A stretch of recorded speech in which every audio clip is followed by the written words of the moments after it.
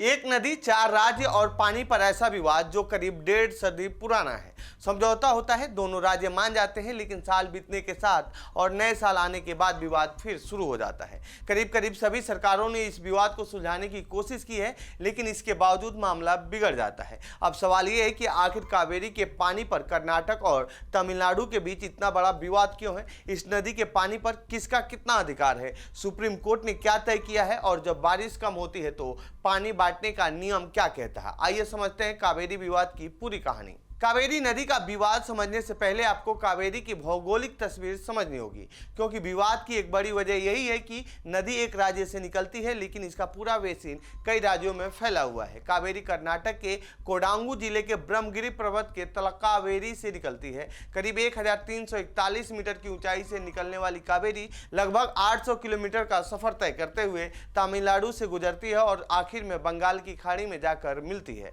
अब अगर पूरी कावेरी बेसिन की बात करें तो इसका क्षेत्रफल करीब 85,167 वर्ग किलोमीटर है। इसमें सबसे बड़ा हिस्सा तमिलनाडु का है, करीब 55.28% यानी लगभग 47,061 वर्ग किलोमीटर। इसके बाद कर्नाटक में 41.24% यानी करीब 35,113 वर्ग किलोमीटर बेसिन आता है। केरल में करीब 3.26% यानी लगभग 2,776 वर्ग किलोमीटर हिस्सा आता है और पुडुचेरी में 0.22% यानी करीब 187 वर्ग किलोमीटर कावेरी बेसिन आता है। लेकिन यहाँ एक बात समझना बहुत जरूरी है, कावेरी नदी की मुख्य धारा कर्नाटक और तमिलनाडु से होकर गुजरती है। सेंट्रल वाटर कमीशन के मुताबिक नदी की करीब 320 किलोमीटर लंबाई कर्नाटक में, 416 किलोमीटर तमिलनाडु में है, जबकि 64 किलोमीटर हिस्सा कर्नाटक और तमिलनाडु के बीच सीमा बनाता है। यानी कावेरी का पानी सिर्फ एक नदी का मामला नहीं है, इसके पानी पर निर्भर पूरा बेसिन 4 राज्यों कर्नाटक, तमिलनाडु,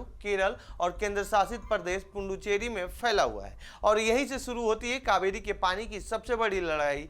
पानी जहां से निकलता है, पानी का बड़ा हिस्सा जहां इस्तेमाल होता है और जिस नदी पर 4 राज्यों की जरूरतें निर्भर हैं, उस पानी का बंटवारा आखिर कैसे तय हुआ?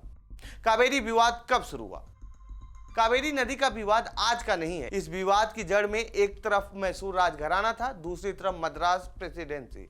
इस दौरान एक समझौता हुआ, मामला शांत हो गया। साल 1924 में विवाद एक बार फिर बढ़ गया, वजह पानी कम मिलना। इसके बाद यह मामला पहली बार कोर्ट गया और पक्ष 2 से बढ़कर 4 हो गए। इससे पहले सिर्फ कर्नाटक और तमिलनाडु में विवाद था, लेकिन बाद में केरल और पुडुचेरी भी शामिल हो गया। फिर समझौता हुआ और यह समझौता अगले 50 साल के लिए हुआ था। लेकिन इस बीच 1947 में भारत आजाद हो गया। फिर ना मैसूर राजघराना बचा और ना ही मद्रास प्रेसिडेंसी बची, लेकिन यह समझौता जारी रहा। 1956 में जब अलग अलग राज्य बना दिए गए तो विवाद एक बार फिर शुरू हुआ। लोगों की मांग थी कि जब राज्य अलग अलग हो गए तो पानी का बंटवारा भी दोबारा होना चाहिए। अगस्त 1976 में दोबारा समझौता हुआ, लेकिन यह भी समझौता ज्यादा समय तक नहीं चला। साल 1986 में फिर विवाद शुरू हुआ। तमिलनाडु ने मांग की कि अंतर्राज्य अधिनियम के तहत एक ट्रिब्यूनल बना देना चाहिए, लेकिन तब की राजीव गांधी की सरकार इस पर बहुत ज्यादा ध्यान नहीं दिया।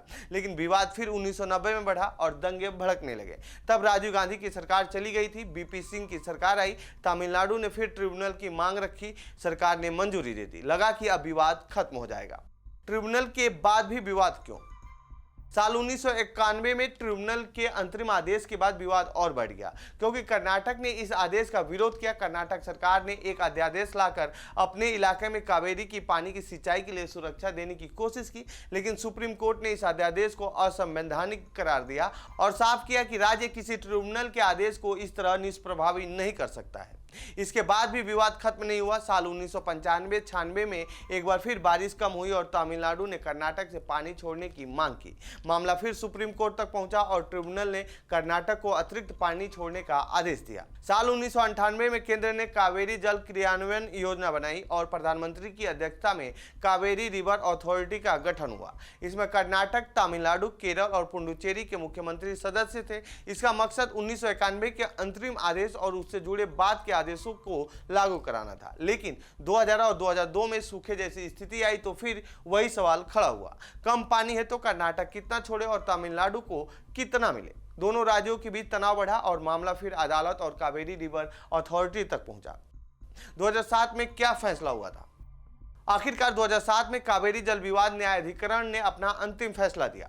740 टीएमसी के सामान्य जल वर्ष को आधार मानते हुए तमिलनाडु को 419 टीएमसी, कर्नाटक को 270 टीएमसी, केरल को 30 टीएमसी और पुडुचेरी को 7 टीएमसी आवंटित किए गए।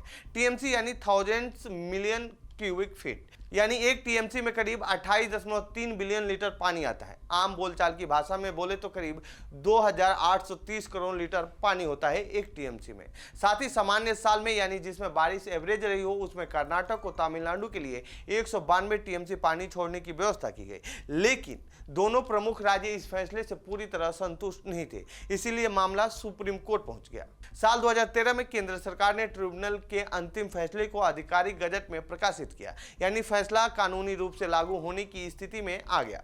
फिर आया 2016, जब बारिश कम हुई और कर्नाटक के जलाशयों में पानी घटने लगा। सुप्रीम कोर्ट ने कर्नाटक को तमिलनाडु के लिए पानी छोड़ने के निर्देश दिए। इस दौरान दोनों राज्यों में विरोध प्रदर्शन और तनाव भी देखने को मिला। इसके बाद 2018 में सुप्रीम कोर्ट ने ट्रिब्यूनल के बंटवारे में बदलाव किया।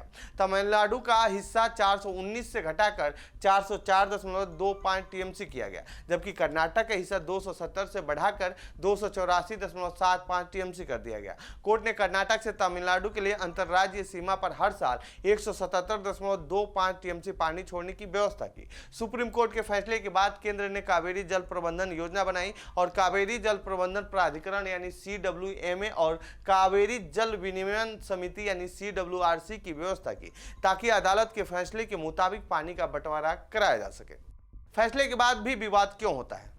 लेकिन अब सवाल है कि अगर नियम और प्राधिकरण सब बन चुके हैं तो विवाद आज भी क्यों होता है? इसका सबसे बड़ा कारण है बारिश। जैसे ही पहले था सामान्य जल वर्ष में कितना पानी छोड़ा जाना है इसका हिसाब तय है, लेकिन जब बारिश कम होती है, जलाशयों में पानी घटता है और दोनों राज्यों की जरूरत बढ़ती है, तब तय हिस्से को लेकर टकराव शुरू हो जाता है। और यही वजह है कि 2026 में एक बार फिर कावेरी विवाद सुर्खियों में है। अगर 2026 में कावेरी जल विनियमन समिति ने कर्नाटक और तमिलनाडु के लिए 12,000 क्यूसेक पानी रोजाना 15 दिनों तक छोड़ने का निर्देश दिया। इसके बाद कर्नाटक ने इस मात्रा पर आपत्ति जताई और कहा कि अपने जलाशयों और राज्यों की जरूरतों को देखते हुए इतना पानी छोड़ना मुश्किल है। विवाद इतना बढ़ा कि 13 अगस्त 2026 को कर्नाटक में बंद भी बुलाया गया, यानी करीब 134 साल पहले शुरू हुआ कावेरी का विवाद आज भी वहीं खड़ा है। पानी कम हो तो पहले किसका हक? एक तरफ कर्नाटक है जो कहता है कि उसके जलाशयों और लोगों की जरूरत भी है, दूसरी तरफ तमिलनाडु है जो कहता है कि सुप्रीम कोर्ट और कावेरी प्राधिकरण ने जो हिस्सा तय किया है उसे रोका नहीं जा सकता। और यहीं से समझ आता है कि कावेरी का विवाद सिर्फ पानी का नहीं, बल्कि कानून, राज्यों के अधिकार, किसानों की जरूरत और राजनीति, चारों का संघर्ष है। तो ये थी कावेरी नदी से जुड़ी हमारी रिपोर्ट। आपको कैसी लगी ये रिपोर्ट कमेंट बॉक्स में बताएं। साथ ही इस पूरे मामले पर आप क्या कहना चाहते हैं कमेंट बॉक्स में लिखें। बाकी देश दुनिया की खबरों के लिए बने रहिए जनसत्ता के साथ। धन्यवाद।